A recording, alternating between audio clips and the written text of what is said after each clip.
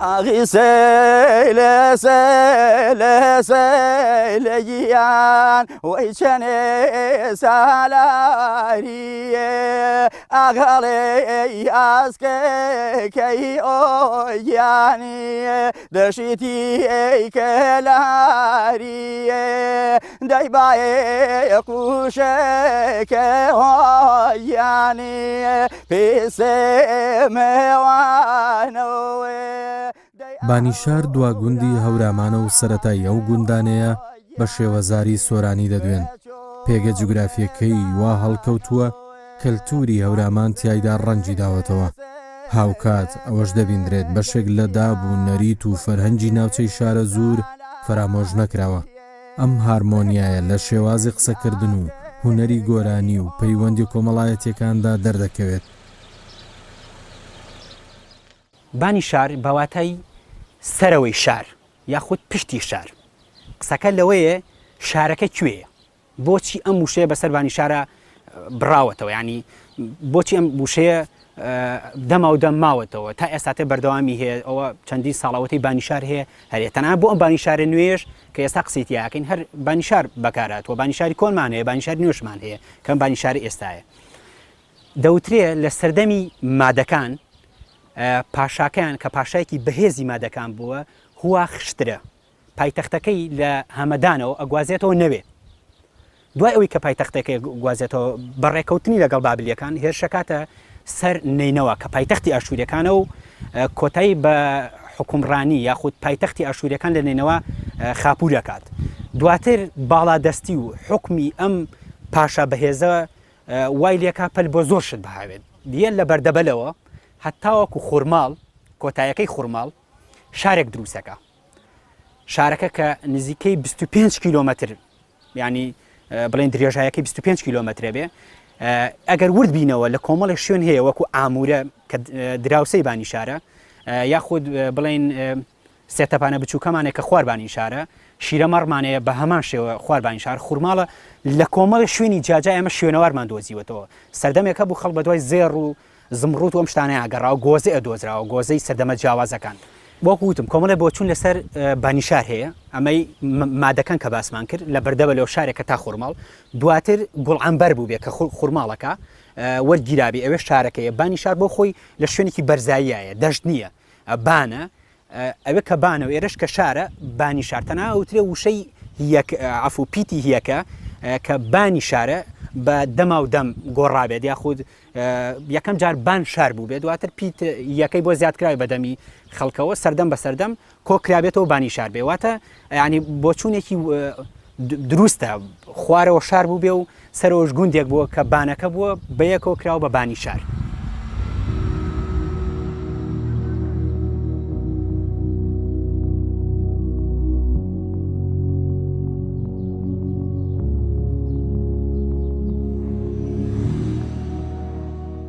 گۆڕستانی پیرغەیب بەشێکە لە مێژووی گوندەکە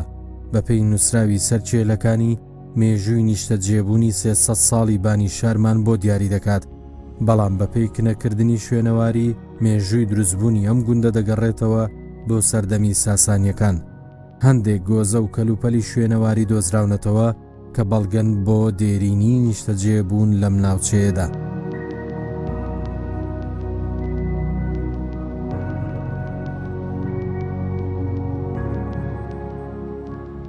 کۆمەڵێک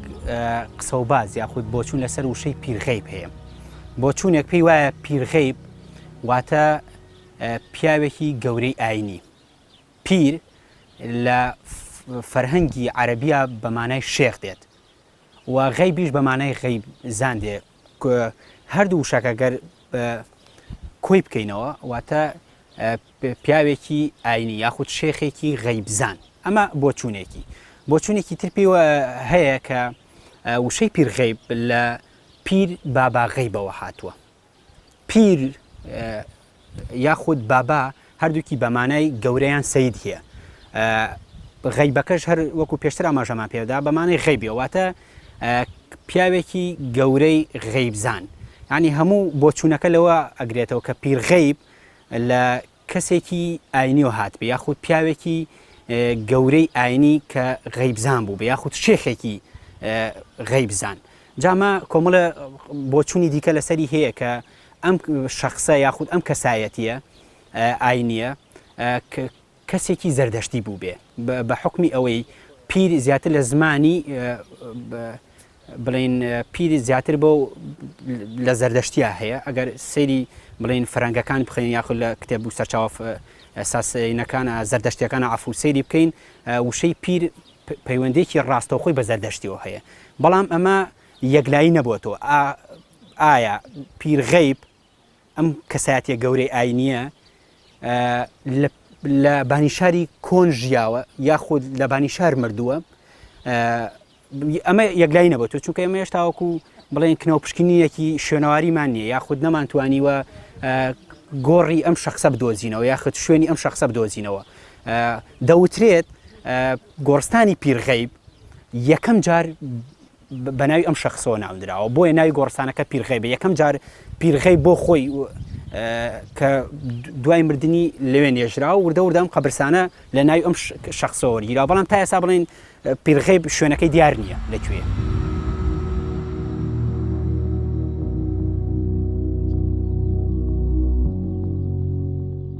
فەرکە و بانیشار یەکێکە لەو حکایەتانەی لەسەر زاری هاوڵاتیانی دەڤەرەکە دەوترێنەوە گوایە نەسڕوڵڵا بەگ یەکێک بووە لە بەگەکانی هەورامان خاوەن پایە و دەسەڵات بووە بانیشار دەکاتە پەناگەیەک بۆ ستەم لێکراوان و هەژاران بەتایبەتە و کەسانەی لەبەر کێشەی کۆمەڵایەتی و سیاسی لە ناوچەکانی تری هەورامان و شارە زوورەوە هەڵاتون و پەنایان بردووەتە لای ناوبراو طبیعی دەستەواژەی فەرکە و بانیشار توانم بڵێم یەکێک لەو دەستەواژە و تایبەندیانەی کە بانیشاری پێ ئەناسرێتەوە با بڵین ینی دەستەواژەی وەکە لە ساڵانی زووە و ساڵانێک پێش ئێستا لە ناو خزمانی ناوچەکە ئەم دەڤەریا باو بووە ئەم دەستەواژە لەکوێوە سەرچاوێک لەکوێوە هاتووە تامان لێرە ئێمە ئاغایەک لێرە بۆ لەم گوندە ئێمە ناوی نەسڕوڵڵا بەگ بووە ئەم نەسڕوڵڵا بەگە کە بەڵێن فەرمانڕەوای ئەم ناوچەیە بووە هەتا گیرنەوەم پیاوە مەسەلەن ئەوە کاریگەری دەساتەکەی بەڕادێک وەکە لە ناو کوردەواریە وشەیەکە بۆ بەکارێناوەڵەن دەنگی دەهۆڵەکەی تاکوێ ڕۆشتووە هەتا ئەو شوێنەم پیاوە باجووسەرانەی سندووە یانی چی یانی توانێتی ینی سنوورێکی قەڵەمڕۆیی فراون خاتە ژێر دەسەڵاتی خۆیەوە ئەمە وای کردووە مەسەلەن خەڵکانێک لە هەر شوێنێک تووشی هەر گرفتێک هەر ناڕەحەتیەک هەر تەنگ و چەڵەمێک بوو بن ینی تاکە شوێن و تەنها شوێن کە مەسەلەن پێیان پێ بردووە گوندی بانیشار بوو هاتوون پەنیان بە نەسڕوڵڵا بەگ هێناوە کە نەسڕوڵڵا بەگ ئەو کاتە با بڵین فەرمانڕەوا و ئاغا و دەرەبەجی ئەم ناوچەیە بووە ئەمەش بۆ مانایە کە نەسڕوڵڵا بەگ پیاوێکی با بڵین زاڵم وستەمکار بووە ینی داڵدەی خەڵکانی خراپەکار وەیە بەڵکو ینی وەک ئاوردانەوەی لە خەڵکانی بێپەنا و خەڵکانێکە ئەستەمیان لێکراوە لە شوێنەکانی کە خەڵکانێکە هەڵهاتوون خەڵکانێکە دەرەتانێکیان نەبوو هاتوون پەنیان بم پیاوە هێناوم پیاوم توانیوێتی شوێن و ڕێگەیان بکاتەوە بتوانێت ینی لە پەنای ئەم پیاوە ژیانن پارێزراو بێت طبعا هەڵکەوتەی با بڵین جوگرافیایی گوندی بانیشار لە شوێنێکەیە کە لە سەر با بڵین لە سنووری قەڵەمڕەوی با بڵین خانەکان بووە لە هەورامان یا لە ناوچەیە خۆمان دەزانین لە مێژوە دوو دەسەڵات و قەڵەمڕەوی هەبوون کە قەڵەمڕەوی سانەکان و خانەکان بوون بەڵام لێرە بانیشاری ئەمە طبیعی هەڵکەوتە جوگرافیەکەی وا بووە کە لە ژێر سوڵتە و با بڵین قەڵەمڕەوی خانەکانی هەورامانە بووە بەڵگەشمان نەتوانین بڵین بۆم قسەیەمان وامان بیستووە مەسەلەن وا ئەگەڕنەوە کە گوایە ئەم نەسڕوڵڵەبەگەی کە هاتوو بۆتە با بڵین دەرەبەگ لێرە بۆتە چۆن بڵێ فەرمانڕەوای ئەم گوندەی ئێمە لە نەوەی خانەکانی هەورامانوە با بڵین چۆن بڵێ بە پشتگیری و بە سپۆنسەری ئەوان هاتووە لێرە توانێتی سنوورێک بۆ دەسەڵاتی خۆی دیاری بکات لەگەڵ قەڵەمڕەوی فەرمانڕەواکانە با بڵین دین و تەریقە دینیەکانیش کاریگەری خۆیان هەبوو و توانیوانە هاوتەریب لەگەڵ قەڵەمڕەوی فەرمانڕەوایەتەکانە بڕۆن یا پەل بکەشن ناو تەواوی کایە کۆمەڵایەتی و سیاسیەکانی ئەو کاتی با بڵین کۆمەڵگەی کوردەواری بانیشار طبعاً دیسان جاریکەش بە پێی هەڵکەوتی جوگرافیایەکەی با بڵین بە شێوەیە بووە کە کاریگەری هەردوو با بڵین قوتابخانە و هەردوو ڕەوتە دینیەکەی لەسەر بووە تەبیعی با بڵین تەریقەتی هەورامان یا تەریقەتی نەقشبەندی تەریقەتێک بۆ زیاتر لە ناوچەی هەورامان و لە بەرزان باو بوو زیاتر لەوێ پەیڕەوانی ئەو دینە هەبوون ئەو تەریقەتە هەبوون عفوان و تەریقەتی با بڵین قادریش زیاتر ناوچەی با بڵین بابان و سۆران لە بنەماڵی شێخ کاک ئەحمەدی شێخ و ئەوانە لەسەر ئەو پەیڕەوە بوون بەڵام بانی شاری ئێمە با بڵین کاریگەری هەردوو قوتابخانە و هەردوو ڕەوتەکەی لەسەر بووە ینی مەجموعەیەک دەروێشمان هەبووە کە سەر بە قوتابخانە و ڕەوتی قادری بوون کە پیان وتەوە دەروێش مەجموعی کەشمان هەبووە کە سەر بە قوتابخانە و ڕەوتی نەقشبەندی بوون ئەمانە خۆی لە ئەسڵا پیان ئەوترێ سۆفی بەڵام لای ئێمە هەر مستەلاحێک بۆردوکی بەکارەوە کە پێوتراوە دەروێش کەشەوان کەشەوان خۆ منەکەمێ یادی تۆ کەشەوانی کەشەوان خۆ منەکەمێ یادی تۆ ئەرێگەری مەشینێمە کاڵێ دووبارە لەنۆ ئەرێگەری مەشینێمە ئەڕۆ دووبارە لەنۆ ئەرێ هەڵسە بێ بۆلام توخوامەیکە بە خوێنم ئەرێ با کەسی نەزانێ کاڵێ من تۆ دوێنم ئەرێ با کەسی هونەری گۆرانی لە ناو بانیشاردا تایبەتمەندی خۆی هەیە گۆرانی هەورامی و گۆرانیە ناوچەیەکانی بناری سوورێن و دەشتی شارە زوور لەو گۆرانیە باوانن کە هاوشانی یەکتر بانگی خۆشەویستی و برایەتیان بە گوێی گوند نیشینان داداوە زەمینەیەکی ئازاد هاتوۆتە ئاراوە جیاواز لە گوندەکانی هەورامان هەمە ڕەنگی کەلتوری و هونەری لە گەشەکردنی بەردەوامدا بووە بەو پێی کە لە بانیشارە کۆتا گوندە لە سنووری هەورامانە کە هەورامان تەواو بێتیایە و سەرەتای یەکەم گوندە باڵێن کە دەست پێکات بۆ سۆرانی هەورامان لە ناوەڕاستی بانیشارە نەک بڵێم لە ڕیزێک ماڵی تەواو بێت لەوی کەژینا بەڵام لە بانیشارە هەورامان تەواو ئەبێت و لە یەکتریش تێگەن ئیش و کاری هونەریشان گویان بۆ هەموو گۆرانی گرتووە سیاوچەمانیان گوێ لێگرتووە گۆرانی هەورامیان بەگشتی گوێ لێگرتووە گۆرانی خاوە کوردەکانیشان گوێ لێگرتووە وەکو سەلەسەلە و وەکو کۆمەڵی گۆرانی کە کەمەسەن خۆیان ئارەزویان کردبێت لە کاتی درەوە لە کاتی ئیش و کاری ڕۆژانەی خۆیان لەم دەرودەشەکە کردبێتیان ئەم گۆرانی سەلەسەلە هەورامەکانی ژوتویانە و سۆرانەکانیش ئێڵێن لە بەتایبەتی لە مانتیقی گەرمیانە ئەم گۆرانە هەڵقوڵاوە کاتی خۆی هونەرمەندی گەورە کاک حەماسین پێما بێت بۆ یەکێک لە ئاغاکانی ئەو سەردەمەی وتۆ یا بۆ بەگەکانی ئەو سەردەمەی وتۆ لە گەرمیان بە تەئکید یعنی بزەبت نازانم لەم ناوی کەسەکە بەڵام کاتێک ئەو گۆرانی بۆ وتۆ پێی خۆش بوو لە گیان وەی چەنێ سالاریە ئاگەڵێ ئاسکەکەی ئۆگیانی دەشیتی ئەیکەلاریە دەیبایە قوشەکە هۆیانی پێسێ مێوانەوێ دەی ئەهەورامانە هۆیانی بەچۆڵ مێزانەوێ ئاغی لە گیان وەی چەنێ سالاریە ڕێگەڵێ ئاسکەکەی ئۆیانی دەشێتی ئەیکەلاریە دەشێتی ئەیکەلاریە ئەتە بە هەرامی قسەکەرو بە کوردی قسەکەرو خوا نەکەوارە یانێ جانی چانە مەسەرچەنی کوردەکەی بە کوردی قسەکەرنەوە جەنی هەرامی بە هەرامی سا قسەکەرونەوە ئەتە ڕێکوپێک ئینایە درێشانە خۆم عەشرەتێ عانی ڕێکوپێکێنەوە ئایا خاتە مشاگرەکە منیش وای شام گەرەکە عەزیزەکەم و ئەتریانی ئالی ماشا ئێمە گرما وارێ گریمانی وارێمە حەسێڤەکەی میج ماچوشمە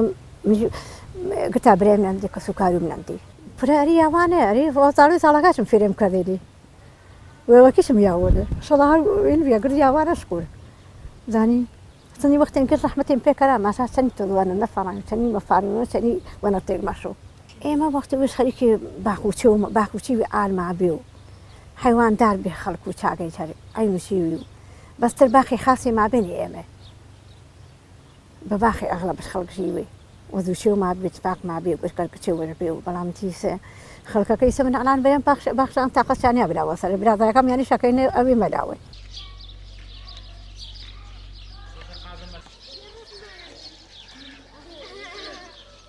ئەم دێمانە کەسەدێ لە هەموو کیلومترۆزەکانی تی هەورامی تایە کوردێکی تایە کورد تەبەن سۆرانیە بەڵام زۆر جار من پرسیارم لێ ئەەکەن بەڵام ئەیانەکەنە قاڵی سۆبەت و ئەمەیان من ئەڵێن ئێوە سەر بەچ عشەیان ئێمە لە قەزی جنسی عراقی لە دیسە دەتێن نەقشبەنی ئێمە لەسەر نەقشبەنی دیسێمان لێناوە وەکو بانیشار بەڵام لەگەڵ ئەویشە مەهانە بینی هەورامانە هارونیە سەرانیا قەویدە تێگەیت بندی شیرە مەرمان بەرادەری سەرانی کاک حەمەی حاجی مەحموود بێتن لە هارونی ئەم لە مەندەرە گوڵان و ئەمناوە قەویلەین ئاواشۆ بەرەو هێڵان پێ هەر هەولامین بەڵام ئێمەتە فەرق نێ لە بیناک هەماوێنەوە لە حەسکامیان ئێمە تێکەڵیمان هەبێ و هاتووشمان هەبێ وەکو ئەوان وایە هیچ فەرقێکە لە بینی ئێمە و ئەو دیاران نەبووە تا خۆمان هەڵبژێنێ بێژن ئێمە و عەشرەتەی لەگەڵ ئەو قۆمانی هێڵان پێوە یعنی تێکەڵیمان زۆر بوو یەکەم جار لەگەڵ ئەوانە ژنبەرژنمان کردووە ئیجا ئەو تێکەڵیە کە بوومانە هەتا ئێترش لەوانەیە هەر بەردەوامە لەسەر ژنبەرنەوە ئیسا ژنبەرژن باوینە مەواسڵ بەڵام لەو پێشەوەی تقریبەن ئێمە ئەتوانە بڵێم تا دەرن ماڵمان لەگەڵ ماڵی ئەوانە ژنبەرژنیان کردووە تێکەڵیمانە ئیسا بوون بە خەڵەوە خەڵەزایەک بوون بۆ پرۆژا و پرۆژایەک و لەگەڵ ئامورە ژنبەرژنمان کردووە ئامێژە دەڕەوسێمانە لەگەڵ ئەوانی کردوومانە ژنبەرژن دەکڵ ئەم دوو دیا بە زۆری ژنبەرژنمان کردووە ئێمە بەڵام وەکو ژن هێنان لە هاانە خۆ ژنمانێناوە و لەمە شارە زۆرا ژنمانێنەوە ژنمانداوە بە شارە زوور ژنمانداوە بە هەموو لە دیەکانە کە دەراوسێمانن بەڵام مەسەلەن ژنبەرژنەکە بە زۆری لەگەڵ ئامورە بە زۆری لەگەڵ یاڵ پیاکردومانە دوای ئامورە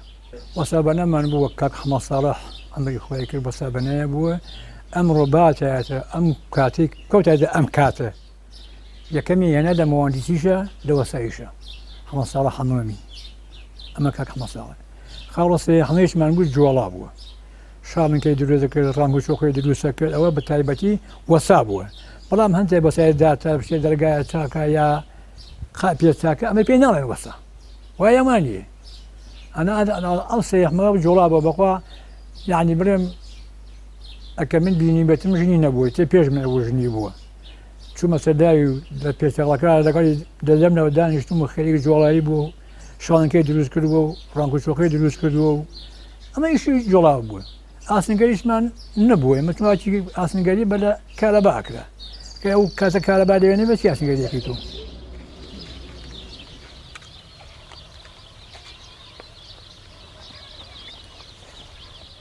جوانترین سیفەتی با بڵین بانیشار ئەوەیە کە با بڵین سیفەتێکی خۆگونجاندی هەبووە لەگەڵ هەموو کولتور و هەموو شێوەزار و هەموو پێگاتە کۆمەڵایەتی و دینی و سیاسی و هەموو چینەکانی تر لە ڕووی پێگاتی کۆمەڵایەتی و با بڵین بانیشار هەردوو شێوەزاری چه هەورامی تایە و چ سۆرانیشی تایە و توانی ومانە مەسەن یا لە ڕاوروە توانراوە ینی با بڵین خۆگونجانێک لەگەڵ هەردوو شێوەزارەکە هەبێ بە شێوەیەکی جوان و تەندروست کە هیچ کامیان کاریگەری خراپ و نەرێنی لەسەر ئیوتە دروست نەکات بەڵکو ینی بە گیانێکی خۆشەویستی و برایەتی ینی توانیمانە زیانی زیندگی لەم گوندەیە بکەین مەسەلەی ژن و ژنخوازی ئەمە لەگەڵ هەورامانە ژن و ژنخوازمان هەبوو زۆر تێکەڵین و مەسەرەن هەم کچانی ئێمە لەوێ زەواجیان کردووە و لەگەڵ خەڵکانی ئێوێ تێکەڵ بوون هەم پیاوانی ئێمە لەگەڵ با بڵین ئافرەتانی ئەوێ هاوسەرگیریان کردو و خەڵکانێکی زۆر تێکەڵیمان دروست کردووە لەگەڵ با بڵین خزمانی شارە زوور و ئەوەی کە پێی ئەوترێت سۆرانی زمان جاری کەش لەگەڵ ئەوانی شادیسان پەیوەندی کۆمەڵاتی تون و تۆڵمان هەیە لەگەڵ ئەوانی شا با بڵین تێکەڵی و هاوسەرگیری و خزمەتی دروستکردن و ئەنمان هەبوو توانیمانە ینی سیفەتێکی تازە و ناوازە بە خزمەتی بەخشین لێرە بتوانین هەردوو شێوەزارەکە با بڵین بە شێوەیەکی هاوتری پێکەوە بڕۆن و زیندگی خۆیان بکەن بێ ئەوە هیچ کاریگەریکی نەرێنی لەسەر ئەویتر دابنێن کۆنترین بنەماڵەی ئەم گوندە خۆیان ئەڵێن ئێمە دە پشتمان لەم گوندە تەواو بووە واتە توانی بڵێن زیاتر لە 600 ساڵە بانیشار ئاوەدانە ئەمە لایەنێک لایەنێکی دیکە گۆڕستانی پیرغەیبە کە ڕاستەوخۆ بەسراوە بە بانیشارەوە ینی ئەوانەی کە لە بانیشاری کۆنا مردوون لە گۆڕستانەکە بێگومان نێژان کە گۆڕستانی پیرغەیبە ئەم گۆڕستانە کێلەکانی ئەم گۆڕستانە پێمان ئەڵێن زیاتر لە 300 ساڵە ئەم گۆڕستانە هەیە ئەوەی کە نووسراوە بەڵام گۆڕستانی کۆنتریشمانەیە کە لە ناو گوندی بانیشاری کۆنە مێژۆکەی لە گۆڕستانی پیرغەیب کۆنترە بەڵام بە بۆچوونی من وەکو شوێنەوارناسێک ئەوەی خوێندنەوە بۆ کردو بە دوواداچوونم بۆ کردووە مێژووی بانیشار زۆر لەوە کۆنترە لە 600 ساڵ و 300 ساڵ کۆنترە بە بۆچوونی من ئەگەڕێتەوە بۆ سەردەمی ئاشووریەکان کە لە مەنتیقەی شارە زور و تەنانەت تا هەورامانی حکومڕانیان هەبوو ئەم شارە مێژوویەکی زیاتر لە 2000 ساڵی ئافو ئەم گوندە زیاتر لە مێژوویەکی 2000 ساڵی بە بۆچوونی من هەیە چونکە ئەشکەوتەکانی دەور و پشتی بانیشار کە خەڵک سەردانی کردوون پارچەی گۆزرەی سەردەمی ئاشووری و کۆمەڵە سەردەمی دیکەی تا دۆزرات واتە ئەگەر بانیشارش بۆ خۆی 2000 ساڵ ئاوەدان نەبوو بێ ئەکرێ دەور و پشتی بانیشاکە بڵێن ئەشکەوتەکانە 2000 ساڵ بەردەوام ژیانی تیا بوو بێ یاخود لانکەی خەڵک بوو بێ.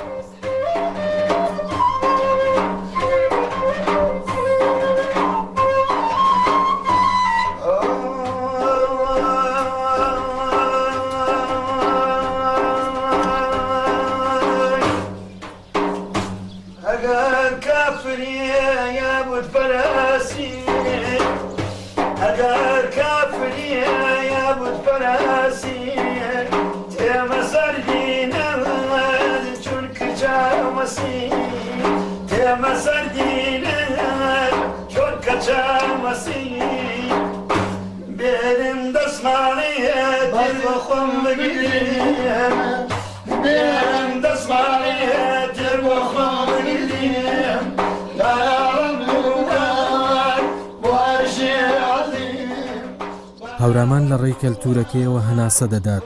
لە هەر جێگەیەک سیاچەمانەیەک پیشەیەکی دەستی یان باخێکی ڕەنجین ببینێت دەست و پەنجەی لەگەڵ نەرم دەکات و دەیکاتە بەشێک لە خۆی ئەم گوندە خنجیلانەیەش دەخاتە سەرنەخشەی سیاچەمانە و بە ڕەنگی دارگوێزێک لێی دەنووسێت هەورامان پیرێکی هەورامانیش دەکاتە سایە و سێبەری